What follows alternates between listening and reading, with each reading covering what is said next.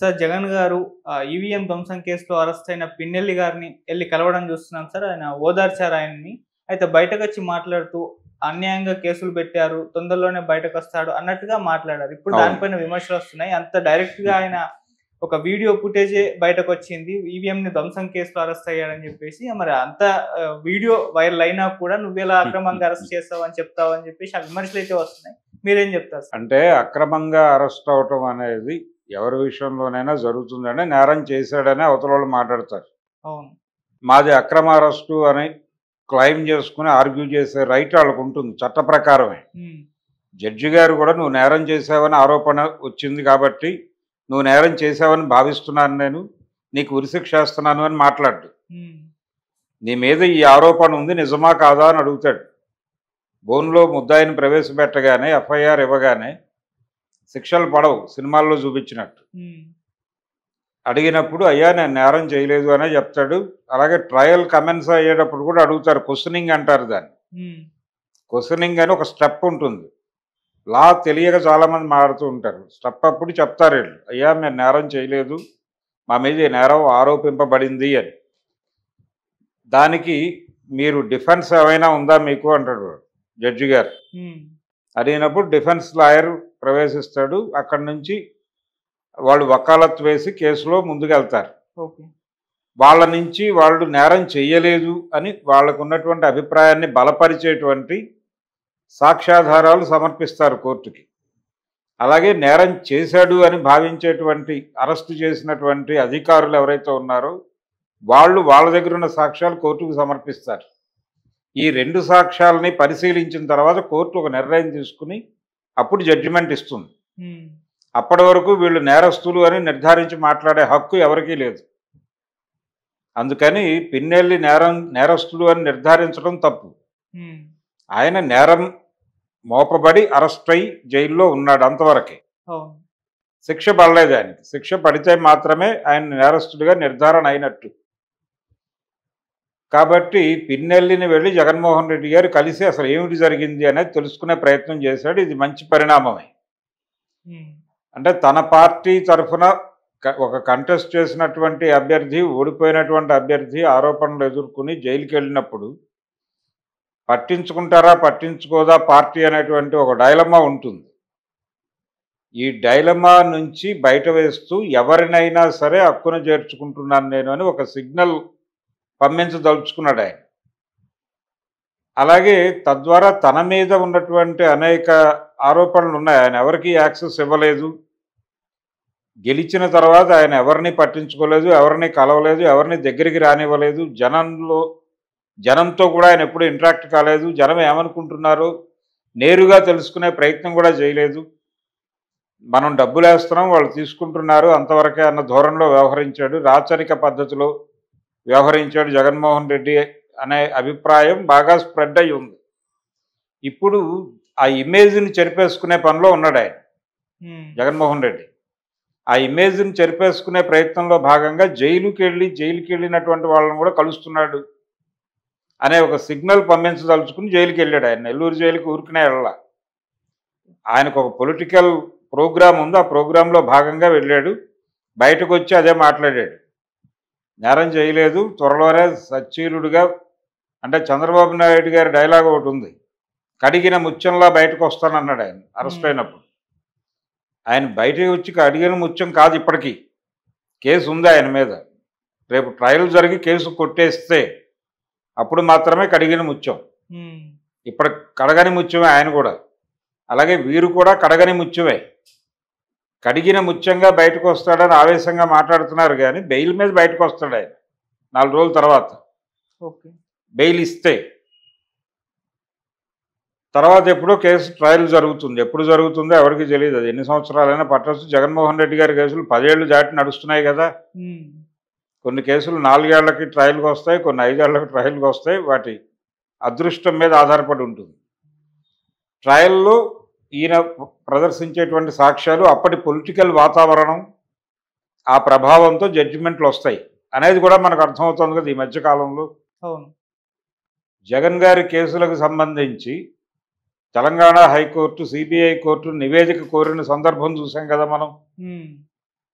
ఇలాంటి ఒక వ్యతిరేక వాతావరణం ఉన్నప్పుడు అరెస్ట్ అవటము, అనుకూల వాతావరణంలో బయటకు రావటం అనేది జరుగుతుంది జనరల్గా. అదే పద్ధతిలో పిన్నెల్లి కూడా ఏదో ఒక రోజున బయటకు వస్తాడు అనే ఒక హోపీని జనరల్గా మాట్లాడేశాడు. అక్కడి నుంచి ఆయన కక్ష సాధింపు చర్యలు చేస్తోంది ఈ ప్రభుత్వం, ఇది కరెక్ట్ పద్ధతి కాదు అనే దాని మీద ఒక వ్యాఖ్యానం చేశాడు జగన్మోహన్ రెడ్డి గారు. ఇప్పటి వరకు అమ్మ ఒడి వేయలేదు, స్కూళ్ళు తెరిచి అనే మాట్లాడాడు. అది మాట్లాడకూడదు ఆయన. తాను చెప్పిన పథకాలకి ఈ ప్రభుత్వం డబ్బులు వేయట్లేదు అనే గొడవలోకి ఆయన ఎంటర్ కాకూడదు.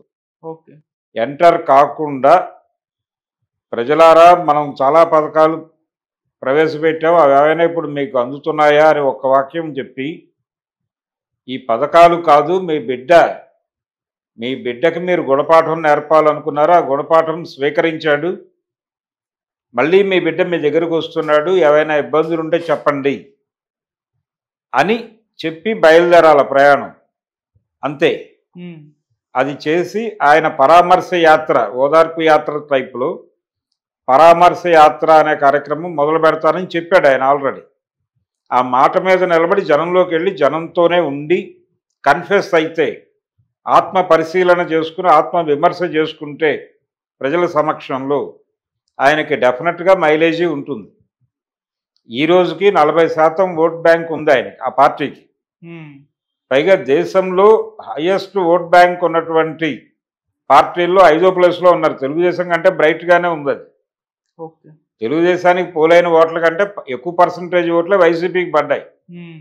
కూటమిగా పోటీ చేయటం, దాని తాలూకా ప్రభావం, ఇతరేతర అంశాలు కలిసి వచ్చి ఎక్కువ సీట్లు వాళ్ళకు వచ్చినాయి. ఇదేదో 11కు పడిపోయారని విచిత్రంగా మారుతున్నారు, కానీ 40% ఓట్ బ్యాంక్ ఆల్సో సెక్యూర్ అయి ఉంది అనే విషయం మర్చిపోతున్నారు. అందుకని ఆ స్పృహ ఉండాలి ఆయనకి. ఆ స్పృహతో పాటు జనం ఆ మేరకు తన మీద వ్యతిరేకత ప్రదర్శించడానికి కారణమైనటువంటి అంశాలు ఏమిటి అనేది జెన్యూన్గా రివ్యూ చేసుకుని ఆ అంశాలని నిర్మోహమాటంగా ప్రజల ముందుకెళ్ళి మాట్లాడగలిగితే డెఫినెట్గా ఆయన ఆల్టర్నేటివ్గా నిలబడతాడు. జనం ఆయన్ని ప్రతిపక్షంగా గుర్తిస్తారు. అసెంబ్లీ ఫ్లోర్లో వాళ్ళకి ప్రతిపక్షంగా గుర్తింపు కోసం పోకులాడుతున్నారు. అది అక్కర్లేదు. ఎందుకంటే 11 స్థానాలు ఉన్నవాడిని ఎలా ప్రతిపక్ష నాయకుడిగా అంగీకరిస్తాం మేము అని వాళ్ళు మాట్లాడవచ్చు. కానీ ఒక ప్రొవిజన్ ఉంది. గతంలో కాంగ్రెస్ పార్టీకి ఈ పరిస్థితి వచ్చింది ఒకసారి 94 ఎన్నికల్లో. వచ్చినప్పుడు పి జనార్దన్ రెడ్డి అప్పుడు ప్రతిపక్ష నాయకుడిగా ఆయనకు హోదా ఇస్తారా ఇవ్వరా అని చర్చ జరిగింది. జరిగినప్పుడు అప్పటి ప్రభుత్వం ప్రతిపక్ష నాయకుడిగా కాదు కానీ మెజారిటీ ఎమ్మెల్యేల గ్రూప్ లీడర్గా నీకు ఒక గుర్తింపు ఇస్తాం, ఆ ప్రకారం నువ్వు ఈ బిజినెస్ అడ్వైజరీ కమిటీ సమావేశాలకి వాటికి రావచ్చు అని చెప్పారు. ఆ ప్రొవిజన్ ఇస్తే ఇవ్వచ్చు జగన్మోహన్ రెడ్డికి అక్కడ. దాన్ని రిఫర్ చేస్తే ఆ రోజున అలా జరిగింది కదా ఇప్పుడు ఎందుకు చేయరు అని అడిగితే ఆ గ్రూప్ లీడర్గా ఆయనకు ఒక గుర్తింపు వస్తే రావచ్చు. అది అసలు ఇష్యూనే కాదు. అది వదిలిపెట్టేసి ప్రజలకి ఒక ప్రతిపక్ష నాయకుడు ఉన్నాడు అనే విషయం ప్రజలలో గుర్తింపు రావాలి. ప్రభుత్వం వైపు నుంచి మనకు ఎప్పుడైనా అన్యాయం జరిగితే మనం వెళ్ళి మొరపెట్టుకుంటే మన తరఫున మాట్లాడేవాడు ఒకడు ఉన్నాడు, వాడు జగన్ అయి ఉన్నాడు అనేది జనం అనుకునేలాగా జగన్ చేయగలిగితే సక్సెస్ అవుతాడు. అలా కాకుండా నేను మేట నొక్కాను, నన్ను మీరు అని కూడా అంటలేదు ఆయన. నిజానికి పాపం నేను మేట నొక్కాను, ఓడిపోయాను, ఈ గొడవ ఆపేయాలి ఇమ్మీడియట్గా. ఈ మేటల గోల ఆపేసి అవతల వాళ్ళు మేట నొక్కుతున్నారా లేదా అనే స్పృహ కూడా నీకు అక్కర్లేదు. అసలు ఈ మేటలు డబ్బుల పంపిణీ గోల పక్కన పెట్టేసి నేను మిమ్మల్ని దూరం నుంచి కూడా పలకరించలేదు, ఏ రోజున మీడియా ముందుకు రాలేదు, ఎవరికి యాక్సెస్ ఇవ్వలేదు, ఇది తప్పే. తద్వారా మీరు ఎప్పటికప్పుడు ఏం అనుభూతి చెందుతున్నారో నేను తెలుసుకోలేకపోయాను, ఎవరి మీదో ఆధారపడ్డాను, ఏదో ఫీడ్బ్యాక్ మీద ఆధారపడ్డాను, ఇవన్నీ తప్పులే. నేను నేరుగా మీ వాడిని, మీ బిడ్డని, రోజు మిమ్మల్ని కలుస్తానని చెప్పాలా. కలవడం కోసమే జనంలోకి వెళ్తున్నాడు ఆయన. ఇప్పుడు ఏపీ ప్రజల పరిస్థితి ఏంటంటే మొన్న ఓటమి నుంచి గుణపాఠం నేర్చుకున్నటువంటి జగన్మోహన్ రెడ్డి జనంలోకి బయలుదేరాడు. ఇప్పుడు పిన్నెల్లిని కలిసిన తర్వాత ఆయన జనంలోకి వెళ్తాడు స్ట్రైట్గా. సో జగన్ జనంతో ఉంటాడు, రోజువారీ జనం జగన్తో మాట్లాడుతూ ఉంటారు. ఇదే క్రమంలో తెలుగుదేశం పార్టీ, జనసేన కూడా జగన్ నుంచి గుణపాఠం నేర్చుకుని మనం రెగ్యులర్గా జనంతో ఉండాలి అని అనుకుంటున్నారు. రోడ్డు మీద ఎవరైనా కనుక టెంట్ వేస్తే నేరుగా మంత్రులు కాన్వాయ్ ఆపి వెళ్ళిపోయి వాళ్ళతో మాట్లాడుతున్న సందర్భం చూసాం. ఇంతకుముందు రోడ్డుకి అడ్డంగా పడుకున్నా ఎవరు పట్టించుకునేవాడు కాదు జనాలను. కానీ జనాన్ని పట్టించుకోకపోవడం వలన జగన్ ఓడిపోయాడు అనే ఇంప్రెషన్ ఇప్పుడు రాజకీయ పార్టీల్లో పట్టడం వలన అక్కడెక్కడో ప్లకార్డు పట్టుకుని ఎవరో నిలబడితే పవన్ కళ్యాణ్ కాన్వాయ్ ఆపి వెళ్ళిపోయాడు. వెళ్ళిపోయి పరామర్శించి పలకరించి వచ్చాడు. జనవాణి అనే కార్యక్రమం పెట్టి రోజు నా ఆఫీస్కి వచ్చి నాతో మాట్లాడండి ప్రజలారా అంటున్నాడు. ఇదే రేపు పొద్దున్న చంద్రబాబు కూడా ఇంప్లిమెంట్ చేస్తాడు. నేరుగా తనే లబ్ధిదారుడు ఇంటికి వెళ్ళి పింఛన్ ఇచ్చి వచ్చాడు. ఆయన జనంతో ఎక్కువ కలుస్తున్నారు. ఇది మంచి వాతావరణం. ఈ వాతావరణం రావడానికి కారణం జగనే. కాబట్టి ప్రజలు దీనికి థ్యాంక్స్ చెప్పాలి అతనికి. నువ్వు తప్పు చేసావు బిడ్డ, నువ్వు తప్పు తెలుసుకున్నావు ఎప్పుడు, ఓకే. నువ్వు తప్పు చేయటం వలన మేము రియాక్ట్ అవ్వటం వలన మా రియాక్షన్ని స్టడీ చేసి ఇప్పుడు అన్ని పార్టీలు మా దగ్గరికి వస్తున్నాయి. ఈ రావడానికి కారణం నువ్వే. అందుకని మేము ఈరోజు కాకపోతే రేపైనా ఆశీర్వదిస్తామని చెప్తారండి. నువ్వు వాళ్ళ ముందుకి వెళ్ళేటప్పుడు పోజు లేకుండా పూర్తిగా సబ్మెసివ్గా వెళ్ళిపోయి తనని తాను అర్పించుకుంటున్న వాడిగా వెళ్ళి తాను చేసిన తప్పుల్ని నిర్మోహమాటంగా ప్రజాక్షేత్రంలో అంగీకరిస్తే తన వైపు నుంచి తప్పులు జరిగాయని ఏవైతే వాళ్ళు అనుకుంటున్నారో అవి తప్పులు కాదు అని బుకాయించటం మానేసి తప్పులే అని అంగీకరించి అవి ఈ పరిస్థితుల్లో చేయాల్సి వచ్చింది, ఇలా జరిగింది, ఫర్దర్గా అవి రిపీట్ కావు అని కనుక చెప్పగలిగితే జనం ఆయన్ని ప్రతిపక్షంగా గుర్తిస్తారు. ఆ గుర్తింపు చాలా ఆయనకి. ఇప్పుడు ఈ అంకురార్పణ చేసిన కార్యక్రమం, పిన్నెల్లిని కలవటము, బయటకు వచ్చి మాట్లాడటము, ప్రభుత్వం మీద అటాక్ చేయటము, ఓకే. ఆ అటాక్ చేసే పద్ధతిలోనే తన కన్ఫెషన్ కూడా ఉండాలి. అది మిక్స్ అయినప్పుడు జగన్మోహన్ రెడ్డికి ఇచ్చే విలువ వేరుగా ఉంటుంది. అది గుర్తిరిగి ఆయన సలహాదారులు కూడా ఆయనకు ఆ విషయం చెప్పాలి. చెప్పి నడిపించగలిగితే ప్రజలకు ఒక ఆల్టర్నేటివ్ అవసరం. అధికార పార్టీ ఏ క్షణంలోనైనా ఓవర్ యాక్షన్ చేసే ప్రమాదం ఉంటుంది. ఆ ప్రమాదం ఉన్నప్పుడు వాళ్ళని అదిలించటానికి వాళ్ళ చేతుల్లో ఒక కొరడాగా ప్రతిపక్షం ఉండాలి. అలా ఫీల్ అవ్వాలి వాళ్ళు. ఆ ఫీల్ అయ్యేటువంటి వాతావరణం నువ్వు కల్పించగలిగితే నిన్ను ప్రతిపక్ష నాయకుడిగా వాళ్ళు గుర్తిస్తారు.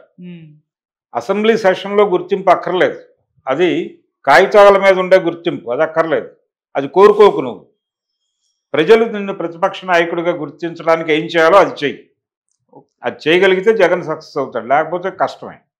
ఈరోజు కూడా ఆయన అమ్మఒడి గురించి మాట్లాడాడు ఆ జైలు దగ్గర. ఈ అమ్మఒడి గురించిన గొడవ నువ్వు ఆపేయాలి ఇమ్మీడియట్గా. అది ఆపి నువ్వు ఆల్టర్నేటివ్ వేరే ప్రోగ్రామ్ ఉంది నీకు, ఆ ప్రోగ్రామ్ మాట్లాడు. చంద్రబాబు నాయుడు ఒక తప్పిదం చేసి 2009లో జనాల పూర్తి నమ్మకాన్ని చూరగొనలేకపోయాడు. ఆ మిస్టేక్ ఏంటంటే యాక్టివ్ అపోజిషన్ అనేటువంటి పేరుతో ప్రభుత్వం మంచి చేసినా జనాలకి ఈయన అడ్డం పడిపోయేవాడు. ఆ తప్పు జగన్ రిపీట్ చేయకూడదు. రామారావు గారు 89 ఎన్నికల్లో ఓడిపోయినప్పుడు ఆ తప్పు చేయలే. ఆయన ఎవరి పనులు వాళ్ళు చేసుకోండి మిత్రులారా, జనం ప్రభుత్వం మీద వ్యతిరేకతతో వీధిలోకి వచ్చినప్పుడు వాళ్ళ పక్కన నిలబడదాం మనం అంతవరకే, ఈలోపు అనవసరంగా ప్రజల్ని టెన్షన్ పెట్టకండి అని చెప్పాడు ఆయన. అదే ఆచరించాడు.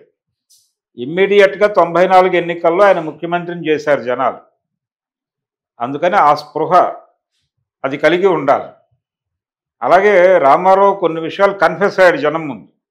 నా నుంచి తప్పులు జరిగినాయి, మాట వాస్తవమే, అవి రిపీట్ కావు అని కూడా చెప్పుకున్నాడు. ఈరోజు వంగవీటి మోహన్ రంగారావు గారి 77వ జయంతి. రంగా హత్యలో తెలుగుదేశం ప్రమేయము, దీనికి సంబంధించి ప్రజల్లో వచ్చినటువంటి అభిప్రాయాలు ఇవి కూడా 89లో తెలుగుదేశం పార్టీ ఓటమికి కారణమే. కాబట్టి ఆ కారణాల మీద కూడా కన్ఫెస్ అయ్యాడు ఆయన. దాన్ని కూడా ప్రజలు రిసీవ్ చేసుకున్నారు. ఇవన్నీ కలిసే ఆయనకి భారీ మెజారిటీ కట్టబెట్టారు 94లో. ఆ స్పృహ, ఆ స్పిరిట్ పట్టుకోవాలి జగన్మోహన్ రెడ్డి. పట్టుకోగలిగితే సక్సెస్ అవుతాడు. అలా కాకుండా చంద్రబాబు నాయుడు లాగా యాక్టివ్ అపోజిషన్ అనే మార్గం పట్టుకుంటే నాశనం అయిపోతాడు. ఓకే. అది ఆయన పట్టించుకోవాల్సింది.